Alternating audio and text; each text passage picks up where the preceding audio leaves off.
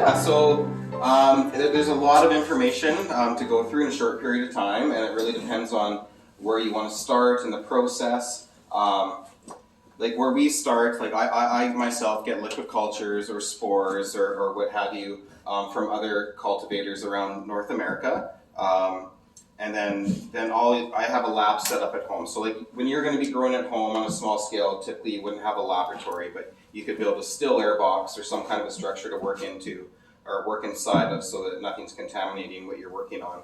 But the hardest part about growing mushrooms is the sterile practice. And that's when you're like, until you get to the stage here where the block's ready to go, you really have to work in a sterile environment and be very careful and very finicky.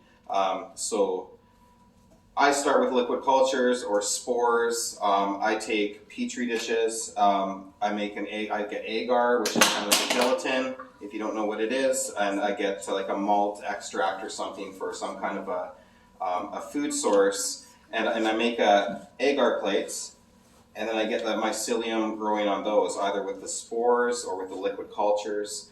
We get them growing in the petri dishes, and then that way you can clean the cultures. So a lot of the time, especially if you're getting spores from the wild or taking a clone from the wild of some mushrooms that you find that you want to grow, you're going to have to clean that culture up before you can successfully make either grow buckets or grow bags or what have you. You need to have that culture clean.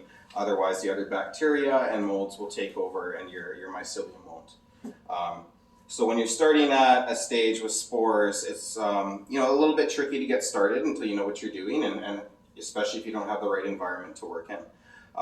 But we sell grow bags. We sell quite a few actually that are ready to go. So it's already the substrates in there, it's sterilized, and then it's colonized with mycelium, and it's pretty much ready to grow. You take it home, you cut a hole in the bag, and you keep it moist, and you end up getting mushrooms like these ones here, just growing right out of the bag. This one here is a second flush, so it's a little bit on the smaller side. The first flush is about a pound and a half or so, and they get smaller as you go. But growing mushrooms at home can be very simple, and the easiest way to get going is to buy a kit like this from a mushroom farmer like myself, or I believe they sell them here at Buckerfields as well too. And just get used to growing your own mushrooms so growing mushrooms can be very, very economical at home if you're growing them for yourself. It's a very good food source. And not only for the food source, it's really good medicinally. There's a lot of medicinal properties to different kinds of mushrooms. A lot of the mushrooms that we grow and sell are for medicinal reasons. Probably our number one sellers are lion's mane. A lot of people know about lion's mane because it's really good for your cognitive health. Just your mental focus, clarity, depression, anxiety. We grow red reishi, which is really good for your cardiovascular health. It's good at balancing and regulating blood sugar levels, hormone levels. It's got a lot of pro and antioxidants. It's really good to help with stress. We also grow turkey tail and cordyceps. Turkey tail is proven to shrink tumors, and cordyceps are known as like the youthful vitality mushroom. A lot of athletes will use it as pre-workouts for energy. But not only those benefits, but it's a great food source. It's a really good meat replacement also. There's a lot of good nutrition in mushrooms, and the texture-wise, it's really good as a meat replacement for a lot of people that don't eat meat. And you can grow them really cheap. Like if you're making your own substrate, you get your own bags or your buckets. You can grow them in buckets. You can make beds outside in your yard with wood chips or with straw, and you can colonize beds and have mushrooms growing outside. There's certain types of mushrooms that you can have growing in your garden, right with all your other plants in your garden, just growing up underneath them. And there's fields, companies in Germany that have fields of tomatoes, and they've started to grow a garden oyster in with their tomatoes, and they found not only that they produce the garden oysters very well with their tomatoes, but they use up to 30% less water to water their crops. So it's really good to help with conserving water as well, just having the mycelium growing in your soil. It's really healthy and beneficial for your soil. So I tell people when they buy their grow kits from me after they're spent and done with them to break them up, and if they're not going to try to colonize more material, just integrate them into your soil, into your garden, and try to get the mycelium growing in your ground because it's really beneficial for your soil. But back to the growing part. So if you want to start before this level, you can start like from a farmer like myself. You can either get a colonized grain. So we use a whole oat because it's just the cheapest grain in our area. But you can use pretty much any grain to colonize your mycelium as long as it's a whole grain. So you pretty much just go for what's cheapest in your area. Whole oats are usually generally the cheapest in our area, so that's what I buy. And Did you say whole or whole? Whole. Yeah, okay. You want a whole oat or whatever it is you're using. You don't want it to be split, okay. Because you take this grain and you rehydrate it. So you soak it in water, and then you drain the excess water off, and then you'll sterilize it. But you want that moisture in that grain. Because the mycelium, if it's dry, it's not going to be growing on that grain, right? So it has to be hydrated to the right level. Would you choose organic or regular? I mean, you could. Like it's. I don't myself. I mean, you could if you want, but it's hard to, like for myself to grow a product that I could say is organic because I use a hardwood fuel pellet, and you can't really get an organic graded hardwood fuel pellet, right? So it's it is organic, I guess you could say, right? Like there's no other products in there, and it's a wood that's harvested from the wild, right? So it's as organic as it's going to come, but I can't really classify it as organic, so I don't go for any of the other organic products. I just buy what's the cheapest for myself to use. So we use the whole oat, and then for our substrate we use the hardwood fuel pellet, like I was saying. Which I just get from Canadian Tire because it's really hard to get hardwood in BC, right? Back east, there's a lot more hardwood. It's a lot more available. You could find a woodworker, I guess, and you could get sawdust from him. Use that. You can use straw to grow most oyster mushrooms on. But I use soy hull pellets, which I get right here from Buckerfields. And I mix that with my wood pellets, and it's called a master's mix, and it's what a lot of commercial farmers use to grow their mushrooms. So that's what we use. And wait, that says with your hardwood pellets from Canadian Tire, you're using what is it called? It's a soy hull. Soy hull. Okay. Yeah, it's a soy hull pellet. They have them here at Buckerfields. Okay. And then what's the ratio? It's like an animal feed, I believe. Oh. It's 1-to-1. Okay. Yeah. And you can find the mix online, like if you just search up Master's Mix for mushroom farming, you can find the ratios like with the right amount of water and, for depending on what size of block it is you want to make, right? But you can find all that information online very easily. Okay, and then so the Master's Mix just has the wood pellet, the soy hull, and then some of the colonized oats? Yeah, so the Master's Mix we make, we mix the water, the soy hulls, and the hardwood pellets in our bags here, and then we sterilize those. Okay. And then after it's sterilized and cooled, we mix in some of the colonized grain. And then the colonized grain will colonize that substrate. And then once the substrate's colonized, it's ready to fruit out. So why bothers colonizing the grain? Why not just colonize the? When you could just take a liquid culture and put it right to your substrate, but it's going to take a lot longer to colonize that substrate. Okay. So it's a lot more time consuming if you don't use a whole grain, and this way I can colonize a lot of bags really quickly. Like I can expand the grain really fast, and then use because this bag of grain here will do like 20 to 35 pound blocks, right? Oh, okay. Okay. So you can go with just right from liquid culture. If your liquid culture is nice and clean, you can go right from your liquid culture to your substrate, but it will take a lot more time to colonize that substrate. So then how much of the oats would you mix into a 5 pound bag there? Yeah, like maybe a half of a cup. Really? Okay. Yeah. It depends how, you could go more. If you want it to colonize really fast, you put more grain in. Okay. If it doesn't matter, if you want to make it last and stretch out and do more blocks, you put less grain in. It'll just take a little longer to colonize that substrate. Okay. Yeah. So as we have various ages in this room, in layman terms, when we're talking about substrate, you're talking about this sort of hardwood mix. Yeah, it's a growing medium. So that's what the soil would be to your tomato plant, right? Would be the substrate would be the soil for your tomato plant. Yes.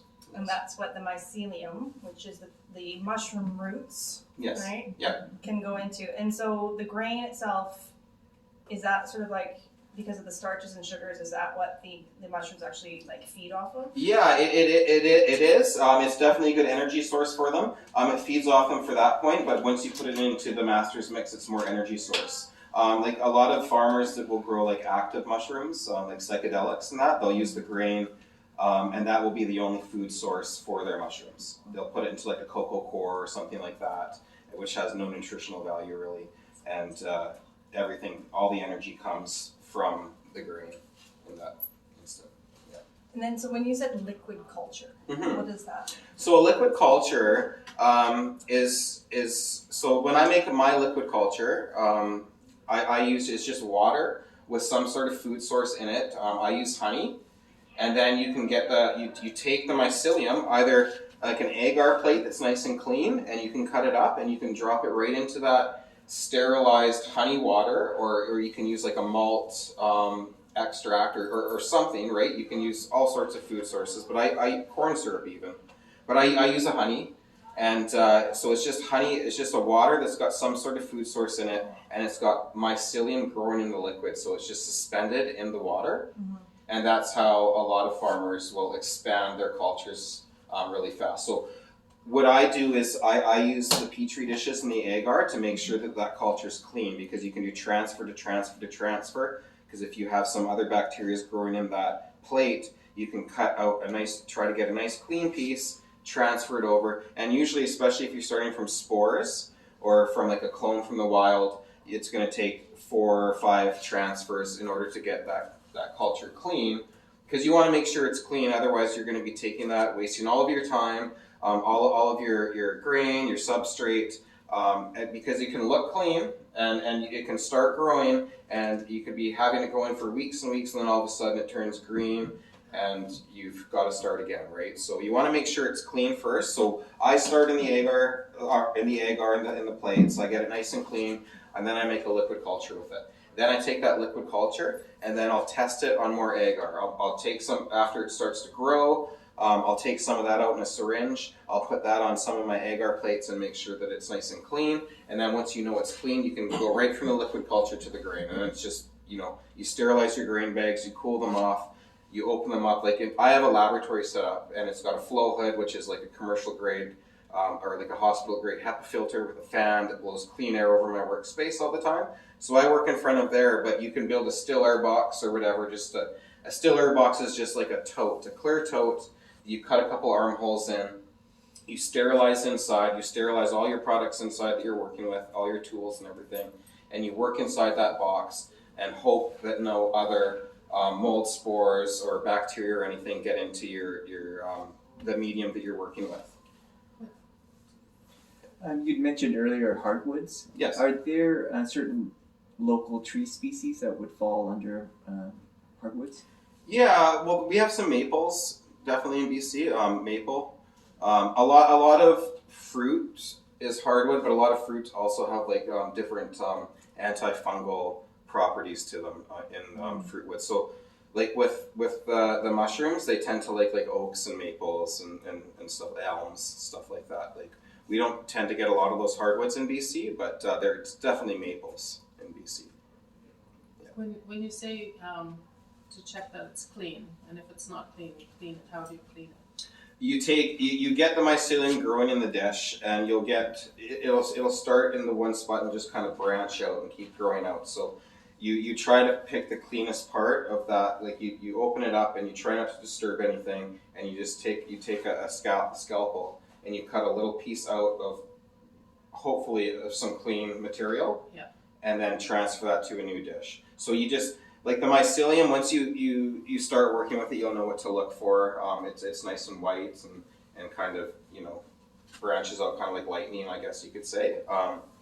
And you'll be able to tell the difference between that and different yeasts and bacteria once you get a little bit of practice. But so it's basically taking a piece of what you want out of the one plate and then starting it again to see if there's anything else. Yeah, and exactly. Until you get nothing else. Exactly. Yeah, exactly. Until that plate's growing nothing but nice, healthy, clean mycelium, and then you can take that and move to your next step.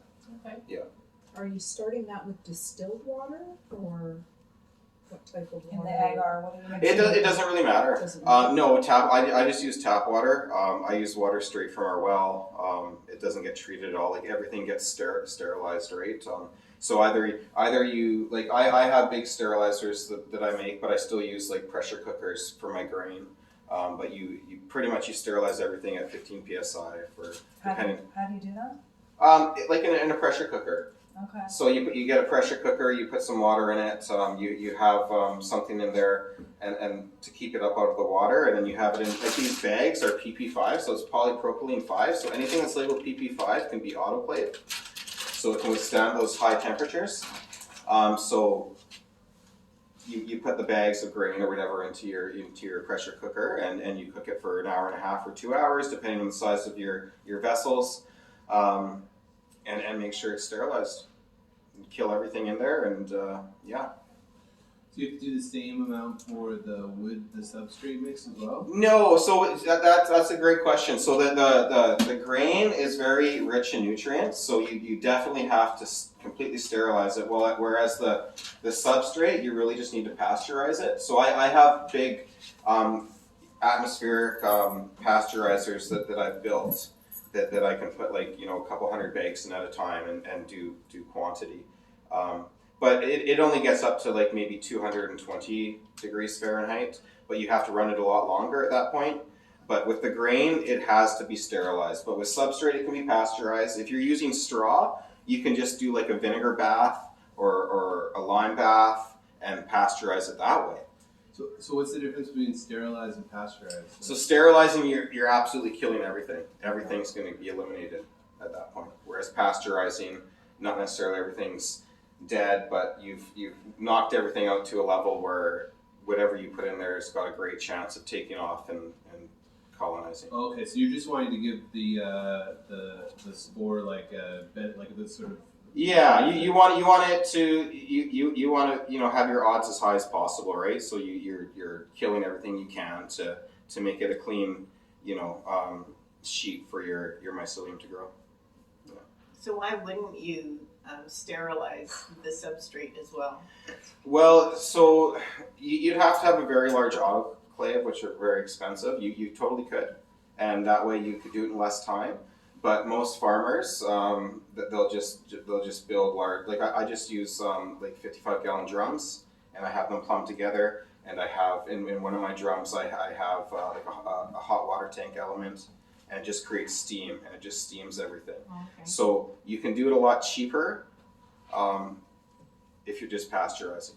Like you can buy a large autoclave from China for 30,000 US or whatever it is if you want, but most farmers don't unless it until they get to a very large level, right? So go ahead. Oh, so a bunch of the YouTube videos and older books, they'll show growing mushrooms in logs. Mm-hmm. So how does that compare to growing them in these kinds of things? Yeah, so these bags are pretty much just like a false log. So this is it's a much faster way to get your results. So when you're growing in logs, you want your logs to not be too old, because once they're fall for too long, then they'll start having other bacteria and molds and funguses growing in them. So you have to get your logs at the right stage, and then you drill holes in those logs, and then you fill them with like a sawdust or a wood plug that's been colonized with mycelium, just like this pretty much, and then you wax over. But with the logs, it could take 1 year to 2 years before you finally see some results. Okay. A lot of shiitakes are grown that way. We do shiitake blocks, but a lot of like large shiitake farms are grown on logs. Yeah. Okay. Yeah. I did both, and I did not have any success growing on the logs. On the logs. I mean, I'm sure I didn't quite do it right, whereas these are almost like fail-proof. Yeah. Yeah, with the logs, you got to make sure everything. Like I've got everything here is already at the right like moisture content and everything. Mm-hmm. Whereas the logs, you got to make sure you keep them nice and hydrated for that 1 or 2 years where it takes that mycelium to colonize all that wood before they start to pop out mushrooms. It's quite the process when you're doing like And a then log. is temperature an issue? Like where we live, we've got cold winters. So if you're leaving logs outside, Yeah, the mycelium will survive over the winter. I've had there was one fellow last winter that bought a block. He was another vendor at Kamloops Market, and he bought a block off of me, and he couldn't get it to produce, and they went away on vacation, so he threw it outside, and in the springtime, this spring, all of a sudden he started getting a whole bunch of mushrooms outside. So yeah, so he was very happy then, but a little frustrated that he couldn't get mushrooms out of it. But usually when people aren't getting mushrooms, it's because they're not keeping it sprayed. Because when you get these blocks, you've got to make your cut, and then depending on the variety. Some varieties grow differently, but most of the varieties, all the oysters, the chestnut mushrooms and such, you're going to make a cut in the bag, and they're going to grow on the outside of the bag. So you've got to make sure that you spray that area twice a day just to keep it moist, because until it pins, it's that evaporation that's going to help it start to pin. And then once they pin, you're going to want to keep them moist so they don't dry out, right? Yeah. So usually when people are failing, it's because they're not keeping it moist. Okay. I think You light could be was home. a factor for mine too. I was keeping my reishi one up top. I was thinking about humidity and I was putting it up in my laundry area, but it was dark-ish. And then when I put it in front of my window, finally, that's when I started seeing results. Well, probably because it probably got that humidity happening. It probably started, having some evaporation going on in the bag, and that's probably what started it to want to pin Okay. and produce. But you don't need light to grow mushrooms. Okay. No, mushrooms don't need any light at all, but we do have some light in our fruiting rooms, just because we have mushrooms that have different colors, and the light will help give them their nice colors, right? Oh. So we do have a little light in there. But I always tell people to keep them out of direct sunlight, because more than likely it's going to dry them out. And Right. And how often would you get a flush, I guess, out of? yeah, so once the block's colonized like this and ready to go, you're going to cut it, and then it'll take a week to 2 weeks to start to pin, and then 5 to 7 days for an oyster mushroom to grow. Mhm. So within 3 weeks you should have your first harvest. Yep. After you harvest, you can just kind of twist and pull. You tape over that hole, and then you can start a new location on the block. And you can go up for 5 harvests or flushes out of the blocks. After 2 or 3, they'll probably get dry, and you'll want to rehydrate them. So you'll take the block and you'll put it into a bucket with water with a weight on top and keep it submerged overnight. Drain the excess water off and go. But you should be able to get 4 or 5 flushes and about 4 pounds of mushrooms off of a block. Then can you re-inoculate it, or do you need to get rid of that substrate and then start again? A lot of people will take the blocks at that point, and they'll either break them up and try to make a bed outside with them, or in a bucket or something like that with some straw, or you can just break them up and throw them in your garden. It's really beneficial, but you can definitely use the block to try and start some more. Yeah. Start another culture. Yeah, you definitely could. Yeah. So that you get 4 pounds off of like a 5 pound block, Absolutely. and then that bag in front of you, that's 5 pounds there. Yeah, this is a 5 pound block. It's a little bit over 5 pounds because it's got the grain and stuff in it too. But yeah, it's So it's like a pound per flush. they'll get a little bit smaller as you go. So in my commercial space, I'll usually go for 2 harvests, and then I'll get them out of there and get a new block in there. Okay. Because the first flush will be a pound, pound and a half. Yeah. Some varieties up to 2 pounds, and then the next flush will be a pound or so, and then they'll just get smaller. Yeah. So I'll throw them outside at that point and get new blocks in there. So when you throw them outside, you're just recycling them. I'm assuming you're not trying to cultivate anything else. No, when they're outside, they go into like a compost pile. Yeah. And then that compost I give away usually for people for their gardens, and they just mix it into their gardens. Yeah. Yeah. Okay. Yeah. Oh, that's fascinating. So yeah, that mushroom compost, when you see there's steer manure, there's chicken manure, and there's mushroom manure, that is sort of the spent mushroom industry. Well, yeah, that mushroom manure though is a little bit different. So my blocks are all hardwood, whereas like the buttons and portobellos and such are actually grown on manure. So it's just like it's really good for your soil because it's nice and light. It's wood is really what it is. You're adding a wood that's been colonized with mycelium. So you're adding wood which will aerate your soil and add mycelium to it. So it's kind of a win-win, especially if you have a hard clay soil. Right? Okay. Yeah. So lion's mane. So I did not successfully grow a lion's mane. Yep. It went all funky. Okay. Normally it's supposed to look nice and like frilly and hairy, and I think I sprayed it with water, with misting, and it went weird. How did it go? What do you mean by It just weird? kind of like, it was almost like it sort of like melted and Oh. then became sort of like scabbed over in a sense, rather than the Oh, nice fine interesting. hairs. So then it just looked weird to me, so I, Yeah. when in doubt, throw it out. Yeah. You could have got it too wet, or it could have gotten dry at some point. Okay. One of the two, probably. More than likely. Lion's mane is a little bit more difficult to grow than the oysters.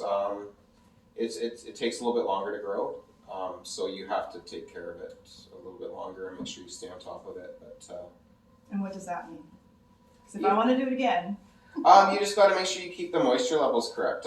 Like if you're having problems, like if you think you sprayed it too much, maybe have it in an area like on my instructions. I think we have it.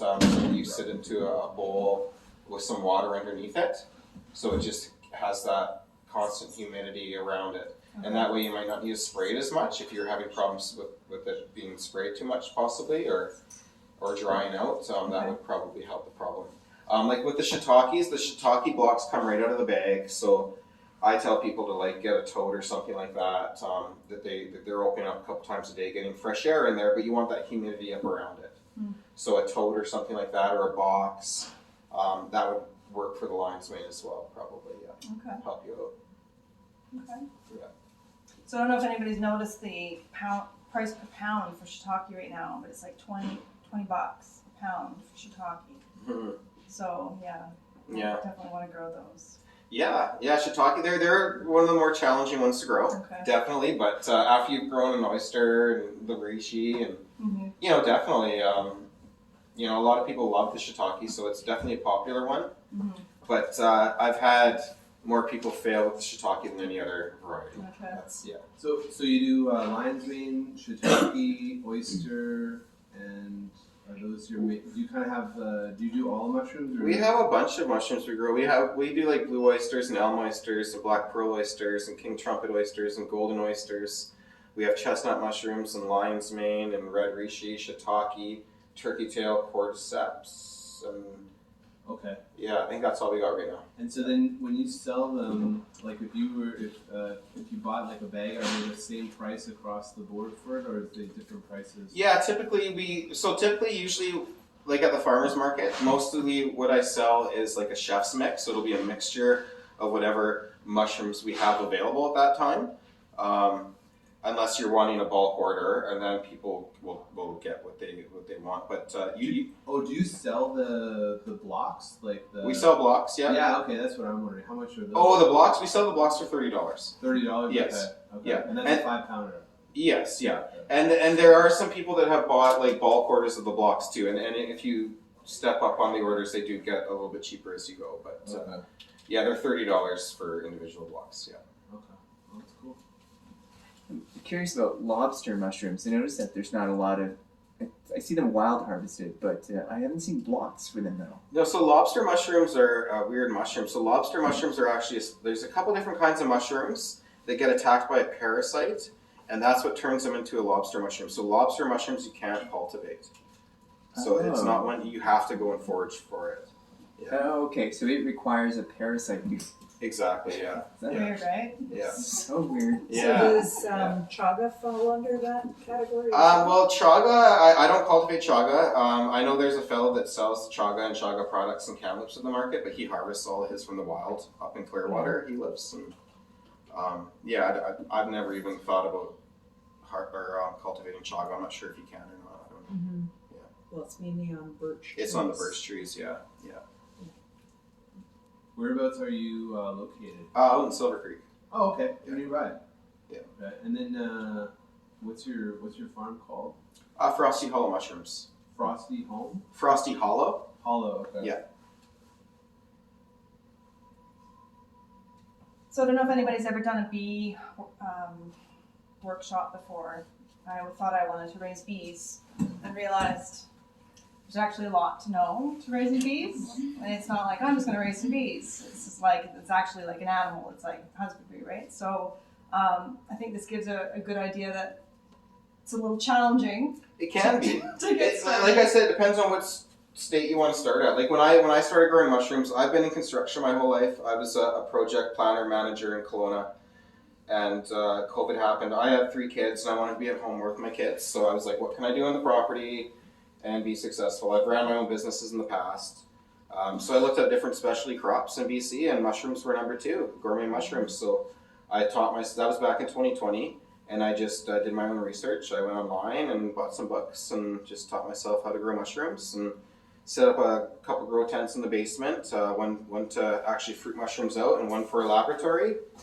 And then I decided, okay, I'm going to do this, and I invested a bunch of money into putting a facility up and running a mushroom farm. But yeah, it's definitely a lot to learn, depending on what stage you want to get into it at. But as just like a home farmer, it's pretty easy to start with these blocks, and then work your way back from there, and start to maybe take a block and grab some bags, or buckets or what have you, and expand that and make more out of it and make it more economical that way, and then start working, if you desire, in a lab or something in with petri dishes and agar and liquid cultures and such.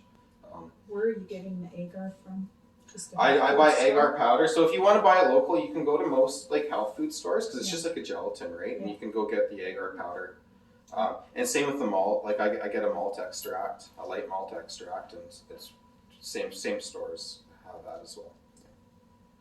Yeah, the Shoe Shop health food store sells bulk agar, and then I guess you mix it with some water to make sort of like a gel. Exactly. Yeah. You mix it with your water and your malt or whatever it is you're using, and mix it all together and sterilize it. And that's done through heat. So it's the done same through heat. thing. Like So you get like a media bottle like this, or you can just use like a regular canning jar, right? And you put it in there and throw it in your pressure cooker. And with the liquid, it takes a lot less time, so you're only doing it for 20 minutes or so at 15 psi. And Wait, you sterilize the agar? before you put the mycelium on it, you want to have everything's got to be completely sterile, so that your mycelium will grow without anything hindering it. Okay. And you said you used honey. Mm-hmm. So going through the sterilization process doesn't. No, it still has all the energy in there. It's still the food source. It might not be, as healthy for us humans after it's sterilized, and all the benefits that the raw honey has, but it's still a food source for the mycelium to grow. Yeah. Okay. and extend. So when we're talking about buckets, or I've seen images of like you get laundry baskets. Yes. Yeah. So you would take a new block, or is that where you would take sort of a spent block? I would go with the spent block, or buy some grain, and then grain, because usually like with those laundry baskets, they'll get the grain and they'll just layer it. They'll do a layer of straw, put some grain on, another layer of straw, put some grain on. Inoculated grain. Yeah, inoculated Okay. grain, correct? Yeah, sorry, yeah. And then layer that. Exactly. But there's so many different ways of doing it, and especially if you're doing it at home, like.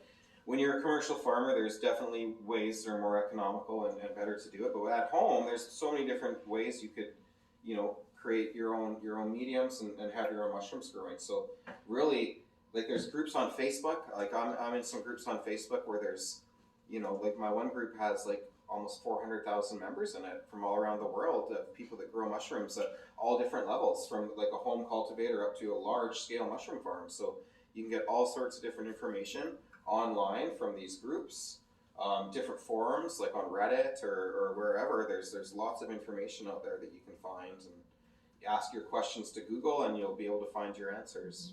Pretty simple. There's books out there. Is there a preferred temperature It once you get started? It depends on the mushrooms. So most of the mushrooms that we grow will do fine anywhere from 12 or so degrees Celsius up until 25, 27. But I control my temperatures indoors, but there's mushroom farms, like there's What the Fungus down in Summerland, I believe it is, and they grow all their mushrooms outdoors, so it's a seasonal farm. So they'll do different varieties in the spring and different varieties in the summer, depending on which varieties like the higher heat or cooler weather. Yeah. So quite a range of temperatures then. There is, and oysters, like if you're gonna want to try growing mushrooms, oysters are definitely the one to start with because oysters are really aggressive and definitely the easiest to grow. They'll grow on pretty much anything. You can rip apart cardboard and have your mushrooms growing on cardboard. Books, like some of these mushroom groups have novelty grows, and they'll get mushrooms growing on all different things, right? Like stuffed animals, Oh, yeah, all sorts of stuff. So, yeah. So you mentioned that you give away some like spent material, and if it took that and put that on the tomatoes for the oysters, it would just grow, or would I need to do more than just put that sort of? Well, if you have enough of the material, the spent blocks in the ground, it'll have some wood for them to feed off of. So you definitely will get some mushrooms growing underneath your tomato plants. Absolutely. Okay. Yeah. That's it, and that's all you need to do. You wouldn't need to. Yeah, you got to make sure everything stays, moist, right? Like you don't want things to dry out. But other than that, yeah. So in that case, would you have to be doing the same sort of like if you were watering the ground? So I do irrigation, would that be enough, like drip irrigation, or would I need to come in every day, twice a day with the sprayer? No. As long as you're keeping everything, like if the ground's moist, the humidity is going to be up under those plants and the mushrooms. Yeah. will. Okay. Yeah. Okay. Definitely. Yeah. But there's certain varieties you'd want to get the right varieties. Like there's a garden oyster, which is kind of like this elm oyster here. It's very similar. So that's one that would grow. Or there's like wine caps. Wine caps is one that a lot of people have growing in their gardens. Yeah, it does very well. Totally fine. And you said you had grow tents. So if you do it inside, I assume those are sterile environments, or. Well, when you're working, like when you're fruiting the blocks out, it doesn't need to be sterile. Like if you some of these farms, like in Asia, are just like tarps with dirt floors, and that's where they grow all their mushrooms. It's just up until you're growing the mushrooms, up until you get your substrate colonized, you have to be careful with sterilization. Okay. And that's just mainly so that you know exactly what variety you're growing. Well, and make sure that because if it's not sterile, like this block wouldn't have colonized completely, right, and it would have gone green. It could have gone like gross with bacteria, and it's not going to produce mushrooms. right. Yeah. And so then you'd know if things went like if you had gotten some sort of contamination within like 2 weeks, or what's your timeline? Well, it really depends. Sometimes it doesn't. Like sometimes you'll get your grain going. So if you've taken some grain or some liquid culture and you've put it into this grain to colonize a new grain bag, it could be growing. It could be looking white. It could be looking great. And then usually partway through, when it's like halfway colonized, you break it up. And after you break it up, sometimes that's when you'll see it starting to grow something else. So, yeah, So it could be weeks before you see something else growing there. So you grow it, and when you break it up, you're like leaving it in the bag. And Yeah, it always stays in the bag. Yes. Okay. Yeah. It doesn't come out of the bag until you want to open that bag and to use that grain to colonize your substrate. Okay. Yeah. Yeah. Once it's in that bag, we seal it up, and that's what keeps it sterile inside, so you don't have anything getting in there. Doesn't need oxygen to grow. It's got these filter patches, so the gas and oxygen can exchange. Oh, okay. Yeah. Like these bags are specifically made for growing mushrooms. Oh, interesting. Yeah. It's very interesting.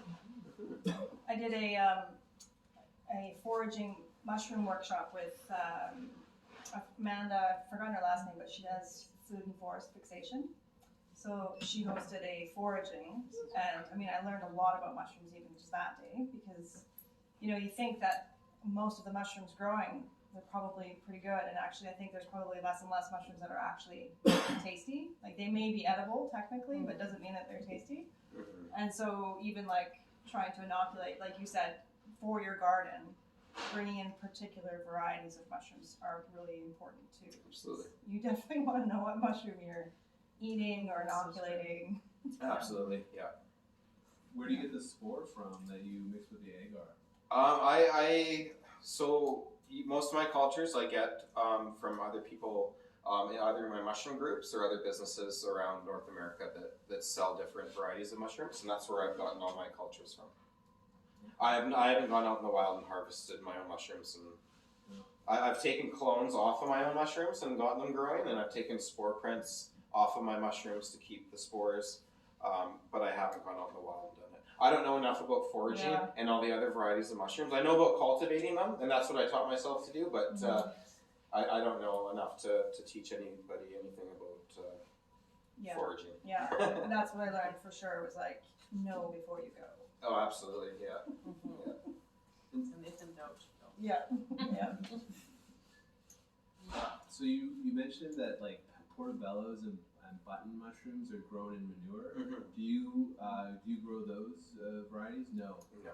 Okay. All my mushrooms are wood lovers. Okay. So why is that something you would branch out into, or are there challenges with that type of cultivation? Those mushrooms aren't nearly as good for you. Like they're still great. They taste all right. These mushrooms taste a lot better, and there's a lot more health benefits. Okay. As well as if you wanted, like for me, I'm doing it as a business, and to grow mushrooms like the button mushrooms or portobellos, you have to scale up to a very large scale to compete with the other mushroom farmers out there. So it's very challenging and very difficult. Whereas the gourmet mushrooms is more of like a craft kind of mushroom. There's not a lot of large scale gourmet mushroom farms in North America. Okay. So there's a lot of smaller scale farms like myself that supply a smaller local area. What size is your outfit? Well, we're not even growing at our full potential yet. Like I have a couple of freezer rooms made. I'm using about half of one. I've got about 1,800 square feet of growing space, but I'm only using maybe 600 to 700 of it right now. Yeah, you can grow about 25 pounds on 1 square foot of space, and so like with my mushroom rooms, I have multiple shelves, right? So 1 square foot of space, I've actually got like 6 square foot of growing happening, right? So And that gives you 25 pounds, in 1 square foot of space, yeah, ideally, Yeah. or average. on average, yeah, Oh, yeah. Per year. per year. How many times do you have to grow? How many cycles do you have to do? I'm constantly weekly, like twice a week. I'm taking mushrooms out and I'm putting new blocks in twice a week. So every 2 to 3 days. Holy moly. Yeah. Okay. It's like you want it to, Yeah. be perpetual and constantly have your mushrooms, right, for your market. So then when you sell, like, you don't sell at grocery stores? yeah, grocery stores, restaurants, mainly at farmers markets. So we make most of our money at farmers markets. Okay. And there's always more demand than what you can supply. We definitely could. I could do a lot more. Like I started learning back in 2020. We've been marketing our mushrooms since September of 2022. Our mushrooms and our mushroom products, but I definitely could, if I had a little bit more help on the farm, I could spend a little bit more time and expand our clientele for sure. Definitely. Yeah, it wouldn't be hard. And you just sell fresh, not dehydrated or anything? We sell fresh to the stores and restaurants, yes. Yeah. And then we have mushroom products that we sell, like our medicinal products, and we do mushroom jerky, like a vegan gluten-free jerky. Yeah, that's a good idea. Yeah. Those are good. What are you making that out of, typically the oyster mushroom? It's mainly oyster mushrooms, some chestnuts as well in there, but mainly oysters, yeah. Mm-hmm. There's a lot of the health benefits you're talking about. There's a lot of health benefits. So oysters and chestnuts are really good for inflammation. So You mean against inflammation? so if you have arthritis or anything like that, they're really good for that. The lion's mane is really good for your cognitive health. The red reishi is really good for your cardiovascular health, blood sugar levels, regulating and balancing hormone levels, stress. Turkey tail's proven to shrink tumors. Cordyceps are the vitality mushroom. A lot of athletes will use it as a pre-workout for energy. There's so many different benefits, and that's just the mushrooms that we grow. There's a lot of other mushrooms that have benefits as well that we don't even grow. So now it's grown and now you've harvested it. So like you said, you'd be sort of just twisting it off or taking off what you want. Mm-hmm. And you're either using it fresh or you're dehydrating it. Yeah, so with my mushrooms, I'll harvest what's ready, and if it doesn't get sold within 2 or 3 days, then I'll take those mushrooms and I'll make my products with them. Yeah. And some mushrooms I grow specifically just for the medicinal properties, like the reishi and turkey tail. Those aren't culinary mushrooms at all. Yeah. Yeah, they're hard. They're hard, yeah. Really hard. You steep them, make teas or whatever with them, yeah. Tinctures. Do you sell the oats, the colonized oats? Yeah, I can and I have some. Yeah, absolutely. Yeah. Okay. Yep. Like, how much would that? How much would you sell those for? I usually sell a bag for $30, just like the block. Really? Yeah. And then, but then you only need like, as long as you're going and buying the hardwood pellets and the husks, the soy, Mhm. the soy hulls, then that's all you need to. Well, you need some kind of a vessel, so you're gonna need like grow bags. Okay. I sell those as well, or you can use buckets, or there's all sorts of different ways of growing them. And so then, what's the trade-off between the buckets and the bags? Bags are easy, convenient. Buckets are hard. Like for me as a commercial farmer, it'd be great to use just buckets. But like for the oysters, I could, I guess. But I need to be able to have a vessel that I can, throw into a sterilizer and sterilize. Whereas the buckets, I wouldn't be able to do nearly as much of a volume. Yeah. So then, with the bags, are you sterilizing those, or are they already ready to go? Oh, you like the bags that I sell? Yeah. Oh, you just buy the bags. You do it all yourself. Okay. Yeah. So you'd have to make your own substrate and then sterilize it. So you sterilize the substrate in the bag? In the bag, yeah. In the bag. Yeah, in the bag. And then how much are the bags? I sell the bags. They're $1 a piece, or you can, if you buy 100 at a time, they're $90 for 100. Or if you buy a case of 1,000, I can do them for 550. And they are one way. Sorry? You can use them only once. Yes. Yeah. So you cut them, right? You're going to cut them to make places for the flesh? Yep. Yeah. Exactly. Yeah. Yeah. They're only one-use bags. Yeah. Unfortunately. Yeah. So then the real challenge, if you want to do it yourself, would be just sterilizing or pasteurizing the substrate. So if you're doing oyster mushrooms, there's a lot. You could do buckets or laundry baskets, because you don't need to throw them into a vessel to sterilize them. So you could just you do like a vinegar bath with your straw to pasteurize it, and then you can throw it into the bucket with your grain, and then colonize it in the bucket. So that's an easier way to do it at home if you don't have all the equipment to sterilize. So if you want to do oyster mushrooms, you could just get straw, or you could get that the pellet substrate and put it into a vinegar bath. Well, yeah, you can. Yeah, if you're gonna do like a hardwood, I wouldn't be adding the soy hulls to it. You could do the straight hardwood. Okay. The soy hulls add a lot more nutrition, so there's more of a chance that it's going to contaminate. Okay. So you want if you use the soy hulls, you want to sterile or pasteurize. Yeah. If you want to just do a vinegar bath or a lime bath, then you would want to do just straw or just straight hardwood. Okay. Yeah. And then what's the vinegar bath like? Is it just a 5%? I've never actually done it myself. Okay. There's different recipes online that you can find though. There's videos. People have videos online that will walk you through the process of doing that. So you don't need a light source when you want to grow all that stuff. Sorry? You don't need a light source. Not at all. No, nothing. And so for the most common stuff, what's the best temperature range? We said between 12 and 25. So Yeah, I keep my rooms at 65 degrees Fahrenheit. what's that in such? Oh, I don't know, what's that, like 16, 17? Yeah. Something like that? So that's all my varieties grow pretty well at that temperature.